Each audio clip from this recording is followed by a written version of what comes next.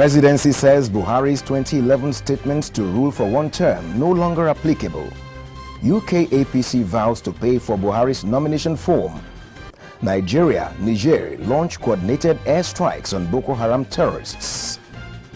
In business, the federal government owes electricity company 4.4 billion naira. And on the foreign scene, Trump cancels first trip to Latin America. Good evening and thanks for joining us on News Round again tonight. I am Femi Fafiebi. Now the news in detail. 24 hours after President Muhammadu Buhari formally declared his intention to run for presidency again in 2019, more reactions have been trailing the development. The presidency says the statement President Muhammadu Buhari made in 2011 that he will only be president for one term is not applicable anymore. Spokesman of President Muhammadu Buhari, Femi Adesina, made this known today in an interview with a television station. Adesina said Buhari had entertained pleas for him to be president for the past 1 year before declaring his intention. The president's spokesman said the declaration would not affect governance, saying the president had just picked the right time to make his intentions known. He said the president may be re-elected on his achievements in security, reviving the economy, and fighting corruption. The All Progressives Congress United Kingdom chapter says it would pay for the expression of interest and nomination form for President Muhammadu Buhari to recontest in 2019. The chapter made a promise in a statement by its spokesman, Jacob Ogunseye, today in Abuja, following Buhari's declaration that he would seek a second term.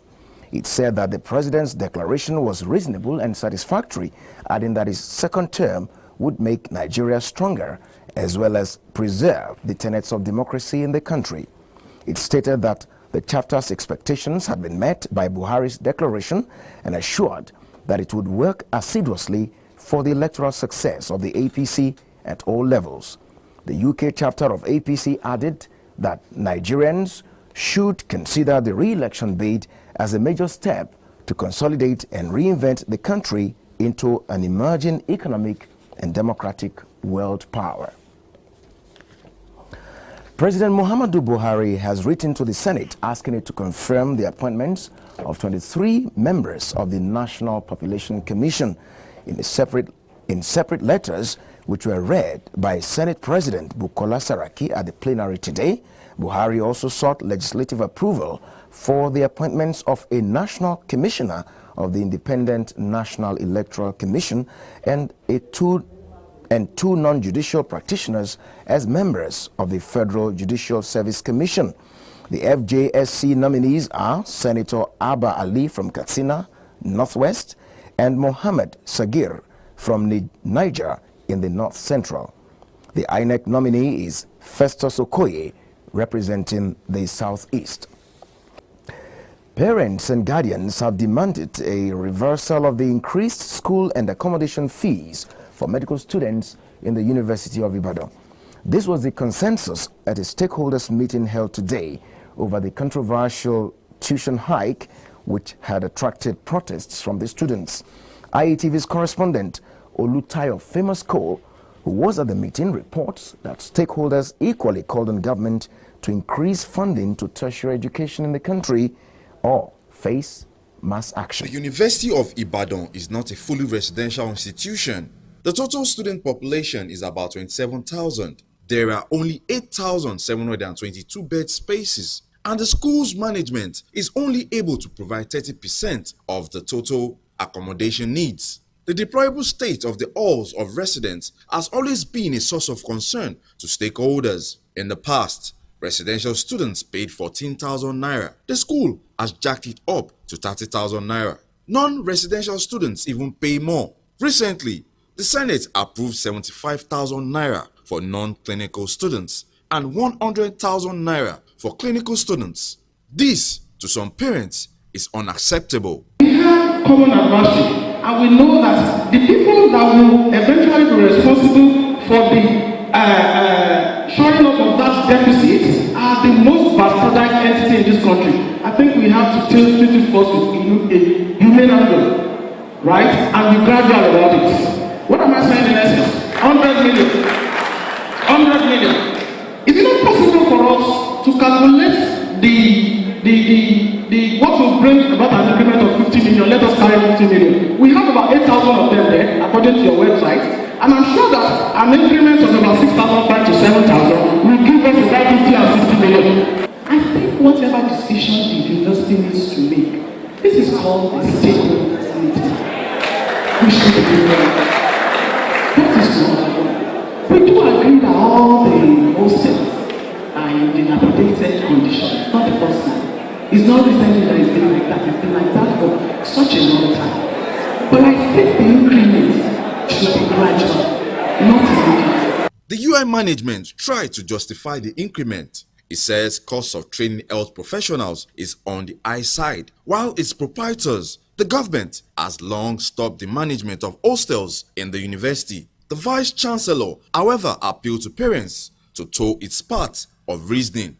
Our plea to this distinguished audience is that we seek the cooperation, understanding, and assistance of all our stakeholders in order for us to continue to train high quality and employable graduates who are fit for purpose. Interestingly, a couple of parents are on the side of increasing school fees. This was a source of discontentment amongst parents, as many were not too comfortable with certain comments. I was lucky.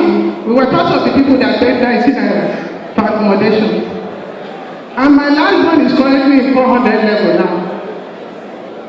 I think the second speaker spoke very well. We have to be realistic. We have to be realistic. If you compare how much things were, the good students are paying 90 naira. Of course, everything has gone up. But notwithstanding, I think the university authority should have carried the parents and they should have not been listening before making the decision of implement. Stakeholders here believe that for visible progress to be made, both the government and school managements across the country must ensure that the learning environment is made more conducive to fast-track socio-economic transformation. Olutayo Moscow, IATV News. Experts have called on Nigerians to embrace the concept of national identity as opposed to ethno-religious identity. They blamed the incessant clashes in some parts of the country on identity crisis.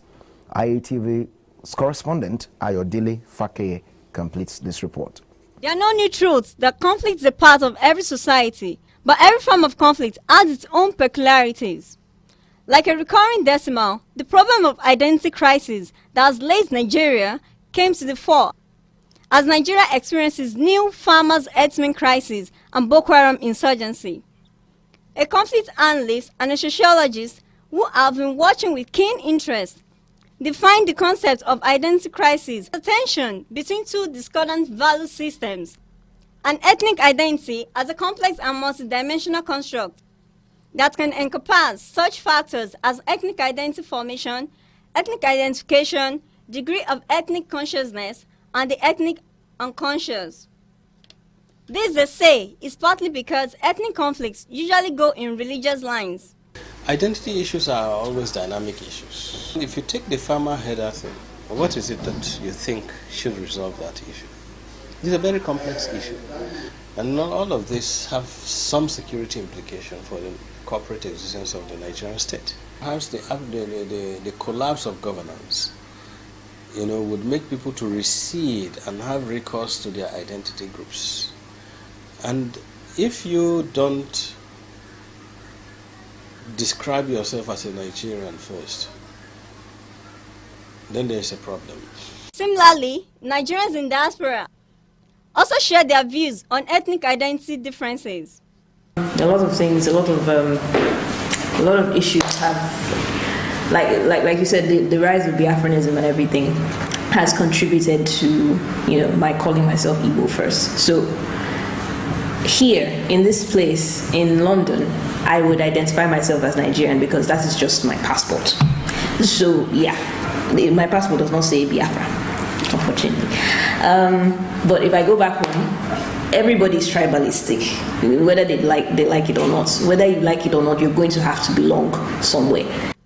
Meanwhile, a clergyman, Reverend Kunle Oloyede, has charged federal government to find ways out of the challenges that enslaves Nigeria as a nation. I expected the government, the administration, to really be aware and be sensitive to what is happening around, especially our northern part of this country, and really make the security in that place better than what it is. The key to solving this crisis is for Nigerians to get rid of these artificial borders in the name of ethnic differences. Ayodele Fake, IATV News. And now to end the news, here again are the highlights. The presidency says Buhari's 2011 statement to rule for one term no longer applicable. UK APC vows to pay for President Buhari's nomination form in 2019. Niger launched coordinated airstrikes on Boko Haram terrorists. In business, federal government owes electricity company 4.4 billion naira. And on the foreign scene, we told you that Trump has cancelled his first trip to Latin America. We thank you very much for watching Newsround tonight. We invite you to join us again tomorrow night. Thanks very much for watching. I am Femi Fafiebi. Have a lovely evening.